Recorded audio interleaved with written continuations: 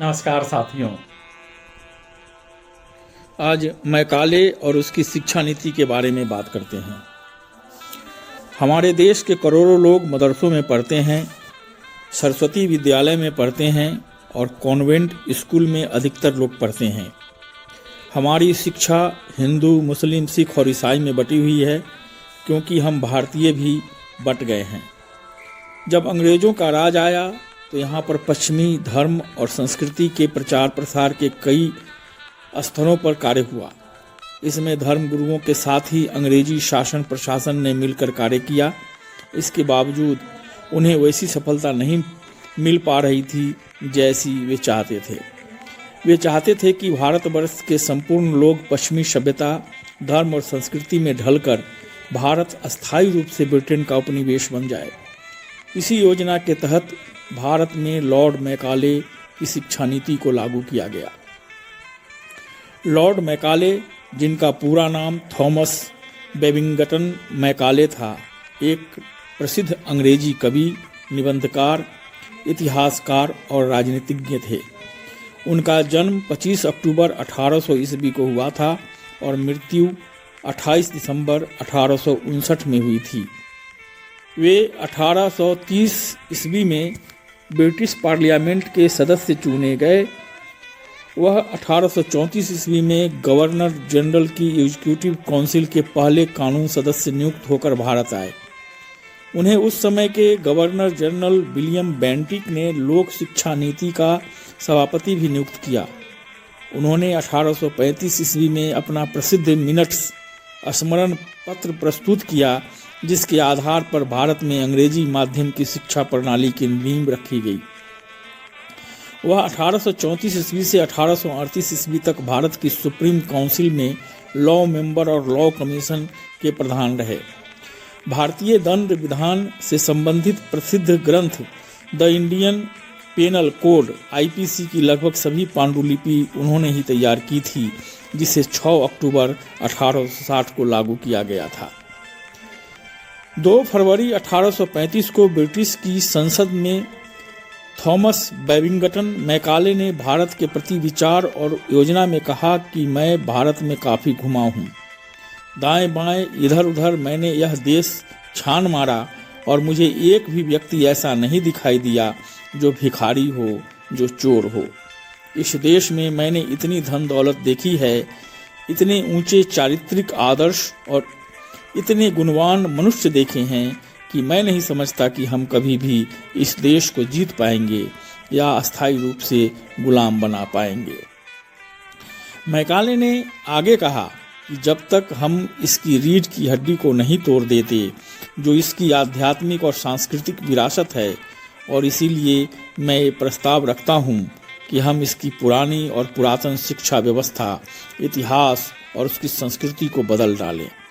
क्योंकि अगर भारतीय सोचने लग गए कि जो भी विदेशी और अंग्रेजी है वह अच्छा है और उनकी अपनी चीज़ों से बेहतर है, तो वे अपने आत्मगौरव, आत्मसम्मान और अपनी ही संस्कृति को भुलाने लगेंगे और वैसे बन जाएंगे जैसा हम चाहते हैं, एक पूर्ण रूप से गुलाम भारत। मैकाले के ही शब्दों में उसकी रणनीति के मुताबिक उसने अपनी संसद को सलाह दी थी कि मैंने हिंदुस्तानियों का एक ऐसा वर्ग तैयार करना है जो हम अंग्रेज शासकों एवं उन करोड़ों भारतीयों के बीच दुभाषिए का काम कर सके जिन पर हम शासन करते हैं। हमें हिंदुस्तानियों का एक ऐसा वर्ग तैयार करना है जिनका रंग और रक्त भले ही भारतीय हो, लेकिन वह अपनी अभिरुचि, विचार, नैतिकता और बौद्धिकता में अंग्रेज हों। इन्हीं लॉर्ड मैकाले की बताई शिक्षा पद्धति और भारत के संबंध में उसके इतिहास को भारतीय लोग मानने के लिए आज भी मजबूर हैं। भारतीयों को अपनी संस्कृति, गौरवशाली इतिहास और धरोहर को तोड़ने का जो प्रयास वर्षों पहले किया गया था, आज भी सभी भारतीय उसे आत्मसात किए घूम रहे हैं। देश ने कई क्षेत्रों में तरक्की की है, लेकिन अंग्रेजों ने इस तरक्की के बदले भारत से बहुत कुछ छीन लिया। भारत इतना संपन्न था कि सोने चांदी के सिक्के चलते थे, कागज के नोट नहीं। जिस भारत को इतिहास में अशिक्षित और निर्धन दिखाने की साजिश की गई, वहाँ धन दौलत की कमी होती तो इस्लामिक आतताई और अंग्रेजी दलाल यहाँ आते ही क्यों। लाखों करोड़ों रुपए के हीरे जवाहरात ब्रिटेन भेजे गए, जिनके प्रमाण आज भी हैं। अगर ये मैकाले का ही प्रबंधन ही है कि आज हम भी अंग्रेजी और अंग्रेजी संस्कृति के सामने नतमस्तक दिखाई देते हैं। इसी में छुपा हुआ है भारत के लोगों का धर्मांतरण किए जाने का खेल। गोरे चले गए, लेकिन भारतीय अंग्रेज आज भी अस्पताल, स्कूल और चर्च के माध्यम से भारतीय लोगों को मानसिक रूप से गुलाम बनाने में लगे हुए हैं। जब भारत में मैकाले शिक्षा पद्धति लागू की गई तो एक षड्यंत्र के तहत केवल यूरोपीय पद्धति पर आधारित शिक्षा को भारत में लागू किया गया। इसके पीछे मकसद केवल क्लर्क तैयार नहीं करना था, अपितु साथ ही भारत के पाश्चात्यीकरण की तैयारी भी करनी थी। लोगों के मन में अपने धर्म, भाषा और संस्कृति के प्रति हीन भावना भरनी थी। अब अंग्रेजों के सामने चुनौती थी कि कैसे भारतीयों को उस भाषा में पारंगत करें जिससे कि ये अंग्रेजों के पढ़े लिखे हिंदुस्तानी गुलाम की तरह कार्य कर सकें। इस कार्य को आगे बढ़ाया general committee of public instruction के अध्यक्ष थॉमस बेबिंगटन मैकाले ने। 1858 में मैकाले द्वारा इंडियन एजुकेशन एक्ट बनाया गया। मैकाले की सोच स्पष्ट थी, जो कि उसने ब्रिटेन की संसद में बताया, जैसा कि ऊपर बोला गया है।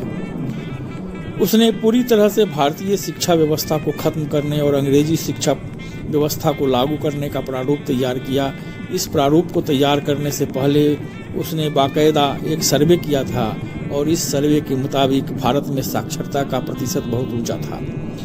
इस सर्वे के बाद मैकाले ने कहा, भारत को हमेशा के लिए अगर गुलाम बनाना है तो इसकी देशी और सांस्कृतिक शिक्षा व्यवस्था को पूरी तरह से ध्वस्त करना होगा और उसकी जगह अंग्रेजी शिक्षा व्यवस्था लानी होगी। और तभी इस देश में शरीर से हिंदुस्तानी लेकिन दिमाग से अंग्रेज पैदा होंगे, और जब इस देश की यूनिवर्सिटी से निकलेंगे तो हमारे हित में काम करेंगे। उसने बाकायदा अपनी बात को कुछ इस तरह कहा कि जैसे किसी खेत में कोई फसल लगाने से पहले पूरी तरह जोत दिया जाता है, वैसे ही इसे जोतना होगा और अंग्रेजी शिक्षा व्यवस्था लानी होगी। इसके बाद भारत में स्थापित शिक्षा व्यवस्था को धीरे धीरे खत्म किया जाने लगा। भारतीय भाषा और संस्कृतनिष्ठ शिक्षा को पूरी तरह खत्म करने की मुहिम शुरू हो गई। ये मुहिम रंग भी लाई और आज़ादी के वक्त जो ज़्यादातर कर्णधार देश को संभालने वाले थे, वे भी मैकाले की नई शिक्षा पद्धति से निकले हुए ही थे।